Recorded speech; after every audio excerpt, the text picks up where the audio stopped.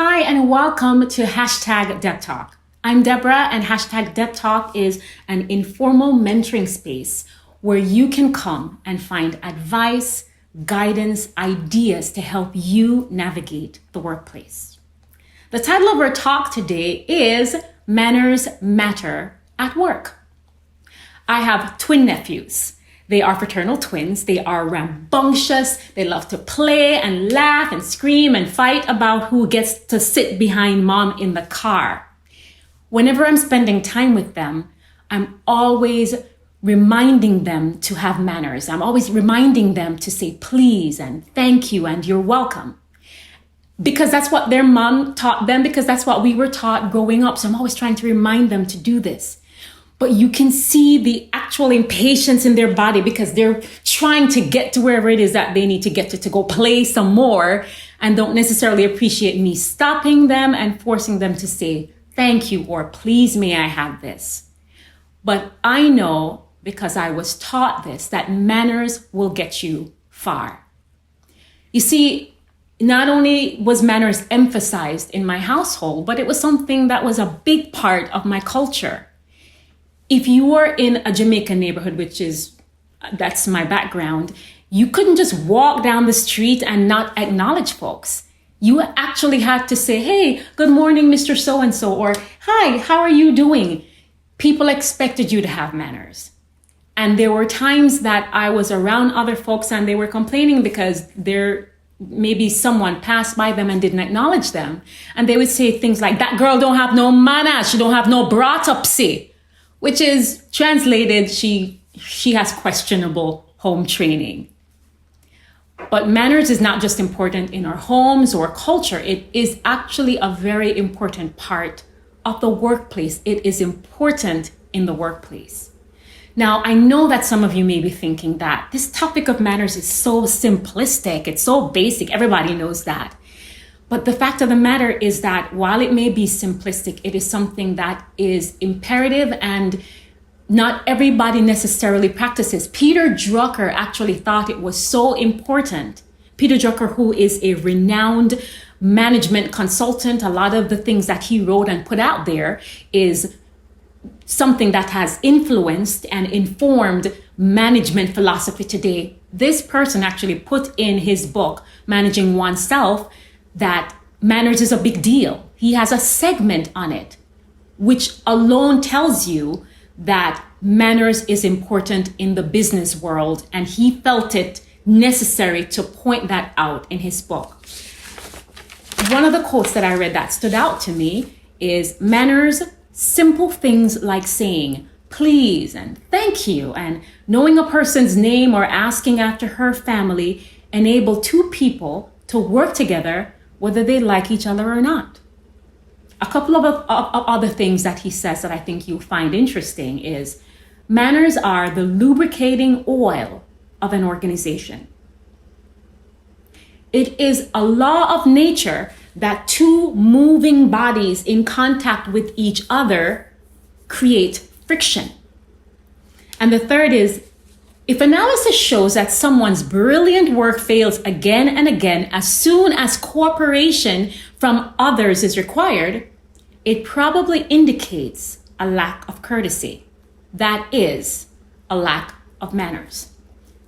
Manners is important in the business world, and it is something that impacts relationships positively and negatively, and it is something that somebody like Peter Drucker thought was important to include in his book on management. What I'd like to do is share a couple of scenarios with you where I've seen this manners thing play out in the workplace. We'll pull a couple of lessons from that, and in the end, we're gonna have some fun. I'm gonna teach you some Jamaican patois. The first scenario really drove me nuts. There was a manager that I used to work with. He wasn't my manager, he was the manager of another department. And I would pass by this person, and like I would do for any other person, I would say, good morning. Nothing, exactly. He would not respond. And so I found that this was happening for a while. And then other times I would say, you know what? Maybe he didn't hear me. So I would raise my voice a little bit and I would say, hey, good morning.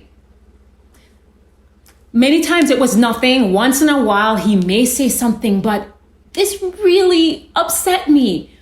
There are times that we'd even be riding in the elevator. We are the only two people on the elevator. And I would say my normal good morning and nothing. Silence. Because of how I was brought up, I constantly made the same mistake of saying hello because that's just what's in me. And it used to upset me so much. But the thing is, there are times that I thought about not saying it, or perhaps sometimes I actually didn't. And I felt bad. I felt like I was being disrespectful or unkind.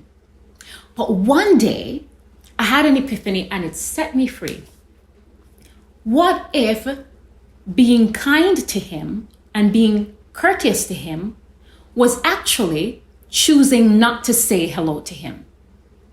Because clearly this person did not want me to say hello. He never responded. So my way of respecting him should actually be to refrain from imposing my greeting on him. When I got that epiphany, it set me free. I was good to go. I stopped wasting my good morning, good evening, and just kept it moving, and I felt much better. Incidentally, he did eventually get fired, and I'm not saying that it was his lack of manners to me and to other people, but I am saying that it couldn't help. It didn't help. I'm pretty sure it didn't help. That's scenario number one. Number two, the second scenario is actually one with a mechanic friend of our family. This mechanic he's excellent. He is conscientious. He is hardworking. He is honest, just someone with a wonderful work ethic. He owned his own mechanic shop, and then he and his family decided that they wanted to move to another state. So he sold the shop and they moved. He started working in this larger organization, same industry. And there was a coworker of his that would come in the morning, did not acknowledge anybody, and just went to start and started working.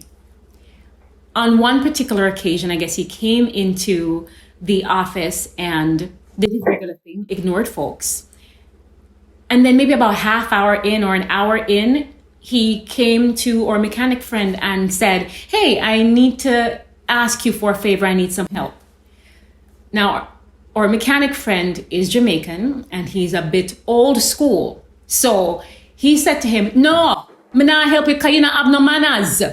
Translation, I'm not helping you because you have no manners. Laid it into him, and I guess the guy apologized and eventually he assisted him. There are a lot of lessons that we can draw from this. So let's pull some of that out of this story. The first is good manners helps to build relationships. You want to be polite to folks because good manners helps to build relationships. When you're working in an organization, you are not an island. You need people. The roles in an organization are interrelated. You need information from another department. They need information from you. They need your assistance, your expertise on stuff. So you have to have good relationships with folks. And you want to have those relationships before you actually need help from people. So you want to practice being courteous, exercising good manners towards these folks. The second lesson is people do business with people they like. People tend to like you more if they feel that you are courteous, if they feel like you are polite, and let's add some friendliness to that. That is something that's important if you want to attract and retain good clients. It's something that's important if you are working with other individuals in the office. When it comes on to, for example, your clients or your customers, fact is, chances are whatever it is that you're selling or that your organization is offering is not unique. It's not some unique innovation that nobody else has. There are other organizations that are carrying the same product or the same service that you're carrying. But if your consumer has that option, but one of the option is someone that is rude or that is impolite, but the other isn't, your consumer or your client is going to pick the vendor or the person that is polite. That gives them an edge.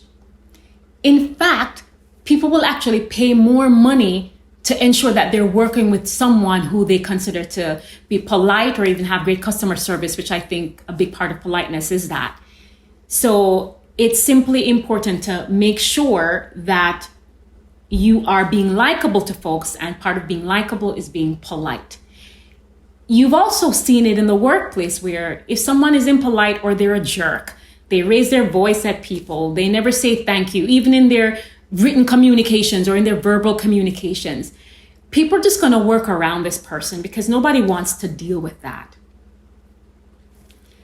The next thing to note is the fact that having manners could help protect your job. If you're in a situation where your company is going through changes, and many companies are going through changes, you have mergers, you have acquisitions, you have rifts, reducing forces taking place where companies are downsizing. Well, when that happens, you have redundancies in roles. When that happens, sometimes they have to let people go. So let's say that there are two roles in the organization and that both roles essentially do the same thing. They're both valued, I guess, the same to the organization. But one person is very polite, respectful, they are likable, people love working with them. But then you have the other person that people don't really like working with. In fact, people complain that this person is rude and this person is disrespectful. If it comes down to it, who do you think the company is going to keep? Of course, we're not talking about exceptions if the person is a relative or anything like that. But when it comes down to it, in the normal scheme of things, they're probably going to choose the one that has manners and is polite and that people like working with. You don't want to stop at simply having manners, because the thing is that good manners is actually expected. A lot of people actually expect folks to have good manners, to be courteous, to be polite. So you want to go beyond that and level up and start making connections with folks and building rapport by caring about them, by asking things like, hey, I heard that you were feeling sick the other day. Are you feeling better? Or maybe someone went on vacation. How was your vacation? Or if they had a big presentation, just saying to them, hey, I heard that you had a big presentation. How did that go? And listening and really connecting with that person. Of course, you want to be sensitive in some of the questions that you ask, but the overall concept is just making sure that you care enough to ask how people are doing. I want us to have a little bit of fun when it comes on to this whole thing about manners. So when you come in first thing in the morning, easy, most of us know this. Just simply say good morning. Or if you are a Medea fan, you can put a little spin on it and say good morning, everybody. Everybody loves that. And you could say buenos dias, bonjour, guten Tag, or guten Morgen. I'm learning German, so I figured I would throw that in. Ask how folks are doing. How are you? If you want to learn some Jamaican, you can say, Wagwan, you all right? ¿Cómo estás? ¿Cómo allez-vous? Wie geht es Ihnen? Any language you choose, it'll be good. And if you're leaving out for the day, say bye, y'all. Adios, auf Wiedersehen, au revoir. And just because I want to teach you some Jamaican, you could say, Magan amiyad. Magan amiyad. So it means you're going home. Or you could say, Mea script upon gamiyad. So I'm picking up my things and I'm getting ready to go. All of those are fine. Just make sure that you are just making the effort to connect with and be polite, because those small things make a world of difference. Take the time to just be courteous and polite and foster those habits with folks, because you will build big dividends with them.